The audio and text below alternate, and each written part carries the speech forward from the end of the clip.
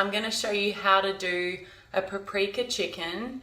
And there's really a couple of main reasons I want to show you this. One is that I feel that people get scared of cooking chicken in case it's raw or dry. So I want to show you how to troubleshoot that with the searing technique. And also I want to show you how to do a quick dry rub. So I've already got the pan going on, and that's how fast this is going to be. And I'm going to begin by adding some oil as per the other dishes.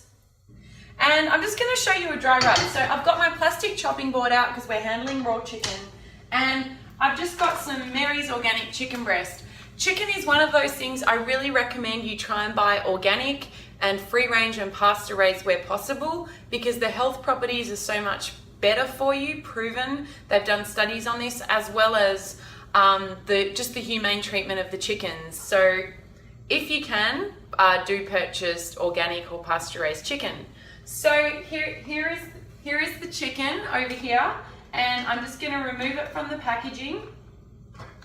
This is another one. You want it to be room temperature, and you just want to pat it dry. So I already did that earlier. And the dry rub we're using today is super simple. It's just some smoked paprika, some salt, some ancho chili is in there, some thyme, and just whatever herbs and spices you want to use. Is thyme and lemon go great with chicken, garlic. So I'm just going to literally pour some of this onto, this is getting really hot again, which is great because we're going to be ready to add that in a minute. That's the only thing with searing. Don't forget about your hot pan, because it does get really hot and that oil will start smoking. So I'm just going to pour some of this dry rub on the chicken, flip it, and do the other side. And that is the cool thing about dry rubs and searing, is it took that long. So you could literally just get your spice jars, pour it straight on top, add some salt, cracked pepper, and you're ready to pop it in the pan. So that's the cool thing about dry rub, is you can really do it really fast. And we're gonna pop that in the pan. Okay, so chicken, you generally want to allow 6 to 7 minutes. It is one of those meats you don't want to mess around with eating it raw, because you can get very sick if the meat contains salmonella or other bacteria. So you just want to cook this for several minutes. And a great doneness test is to use your tongs and press down on the chicken. And if the juices come out pinkish, it means it's not done yet. And if they come out clear, it means it's done. So I'm going to allow this to cook and be right back in a minute. Okay, so it's been a couple of minutes, and I estimate that it's time to turn the chicken. So I've got my tongs, and you turn it away from you. Oh, that looks so good. So let's have a look at that chicken. I'm gonna hold that up. There, not sure how well you can see that, but it looks really, really perfect. So I'm gonna show you as well a little trick. So sometimes it is hard with the thicker chicken breast especially to cook it through. So now that I've got a nice browning on this side, what you can actually do is reduce the heat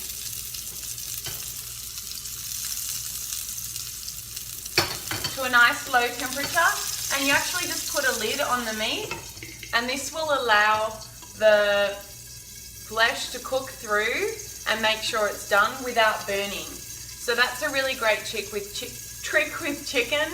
You can also pop it in the oven on a low temperature in the middle rack. So I'm going to give that a couple of minutes, and then I shall come back and show you the finished product.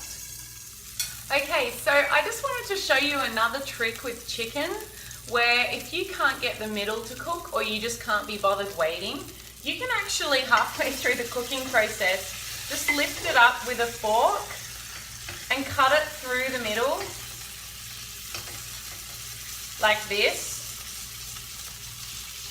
and split it. And you can actually see there that the middle is still pink, it's not cooked.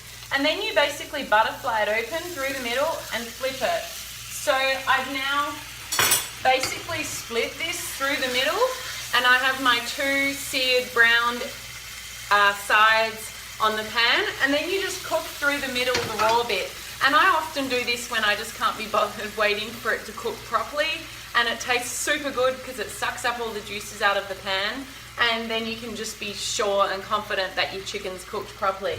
So the cool thing is, once you do this technique, it really just takes a minute or two to cook up those final parts that weren't cooked properly before. So this should be pretty much done, and now we can just lift it up and have a look to see if it's done. So that's perfect. As you can see, I can turn off the heat now, and that is perfectly white, beautiful, juicy chicken. So we could split this. This would serve at least 2 people, and we're going to add it to our plate here, and I'll just show you this dish that we've prepared.